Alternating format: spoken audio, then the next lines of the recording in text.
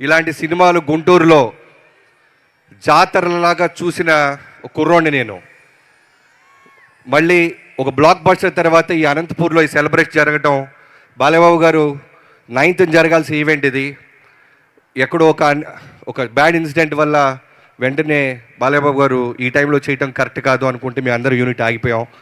ఆ రోజు ప్రామిస్ చేశారు ఆయన, మన సినిమా మీద మనకు నమ్మకం ఉంది బాబీ, బ్లాక్ బస్టర్ కొట్టి అనంతపూర్లో ఏ ఫ్యాన్స్ అయితే కట్అవుట్లు కట్టుకొని వెయిట్ చేశారో వాళ్ళందరి ముందుకు వెళ్ళి థ్యాంక్స్ చెప్పాలి అన్నారు. థ్యాంక్ యూ బాలయ్యబాబు గారు.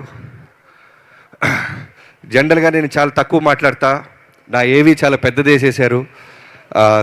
ఓ భయం, ఒక బాధ్యత, ఎమోషన్ అన్నీ ఒకేసారి నాలో స్టార్ట్ అయిపోయినాయి. ముందుగా నన్ను కన్న నా తల్లిదండ్రులకి థ్యాంక్స్ చెప్పుకుంటున్నాను.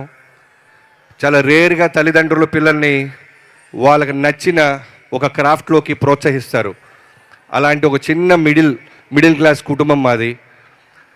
సినిమాల్లో మాకు ఎవరు పరిచయం లేదు, ఎవరు తెలీదు, బట్ సినిమాలే తెలుసు. నేను బాలకృష్ణ గారి గురించి ఒక్క మాటతో మొదలెడతాను. ఆయన వ్యక్తిత్వం గురించి ఒక మాట ఇప్పటిదాకా నేను ఎక్కడా చెప్పలేదు.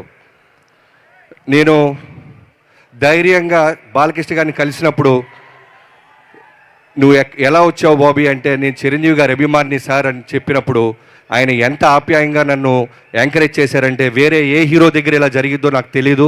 ఇవాటి దాకా అదే గౌరవం ఇస్తారు ఆయన. అబద్ధాలకి స్పేస్ కోరుకోడు ఆయన, ఫిల్టర్స్ లేకుండా ఉంటారు. సో డే 1 ఆయన కలిసినప్పుడు, నేను చిరంజీవి గారి అభిమాని బాబు, చిరంజీవి గారి మీద ఎంతో గౌరవంతో సినిమాలు ఏదైనా సాధించాలని వచ్చానని నిజంగా ఆయనకి చెప్పినప్పుడు నా వెన్ను తట్టి, నా షోల్డర్ తట్టి గాడ్ బ్లెస్ యూ నాన్న అన్నారు. ఆయనకి చాలామంది అనుకుంటుంటారు బాలకృష్ణ గారి కోపం బాలకృష్ణ గారికి అని.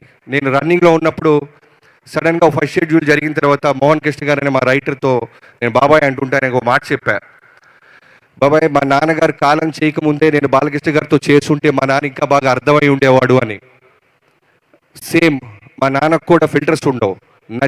నచ్చితే ఆప్యాయంగా ఒక గోరుముద్ద కలిపి నోట్లో పెడతారు, నచ్చకపోతే బయటికి పోరా అంటారు. సో నేను చూసినప్పుడు దగ్గర నుంచి బాలయ్యబాబు గారితో ముందు నేను ఎందుకు పని చేయలేకపోయానా, మా నాన్నగారి కోపం ఎక్కువ అని నేను అనుకుంటుండేవాడినే. కాదు కదా, క్యారెక్టర్ కదా అని నాకు అర్థం అవడానికి టైం పట్టింది. బాబు, థ్యాంక్ యూ సో మచ్. మీ హానెస్టీ, మీ డెడికేషన్, పని చేస్తే తప్ప